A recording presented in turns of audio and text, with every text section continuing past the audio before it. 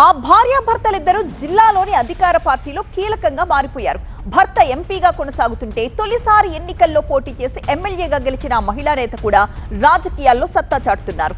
ఇటు పార్టీ అటు ప్రభుత్వ పరంగా తన బాధ్యతల్ని పూర్తి స్థాయిలో నిర్వహిస్తున్నారు.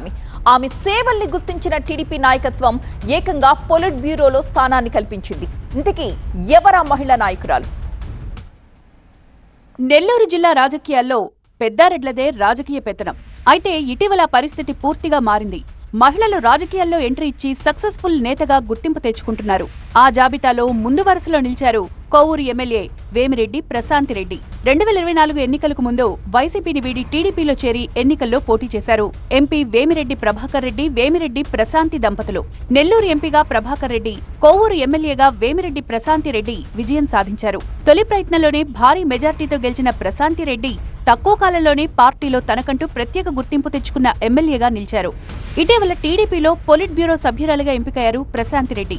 దీంతో పార్టీలో సీనియారిటీతో పాటు సిన్సియారిటీకి కూడా ప్రాధాన్యత ఉంటుందని ఆమెను చూసి కొందరు చర్చించుకుంటున్నారు. ఇటీవల మహానాడును మొదట నెల్లూరు జిల్లా కోవూరులో నిర్వహించాలని నిర్ణయించారు. ఇందుకోసం ఏర్పాట్లు కూడా చేశారు. అయితే పొదుపు చర్యల్లో భాగంగా హైబ్రిడ్ తరహాలో మహానాడు నిర్వహించింది టీడీపీ నాయకత్వం. అయితే మహానాడు కోసం ఏర్పాట్లు చేసిన ప్రశాంతిరెడ్డిని టీడీపీ నాయకత్వం అభినందించింది. పార్టీ నాయకత్వం అభినందించడంతో ప్రశాంతిరెడ్డి మరింత చురుగ్గా పనిచేసేందుకు సిద్ధమయ్యారు. భవిష్యత్తులో పార్టీ కార్యక్రమాలు, ఎమ్మెల్యేగా ప్రజలకు సేవ చేసే బాధ్యత తనపై మరింత పెంచిందని తెలిపారు. పార్టీ పరంగా కార్యకర్తల సంక్షేమం, ఎమ్మెల్యేగా అభివృద్ధి కార్యక్రమాలు, సొంత నిధులతో సేవా కార్యక్రమాలతో నిత్యం అందుబాటులో ఉంటానని చెప్పారు.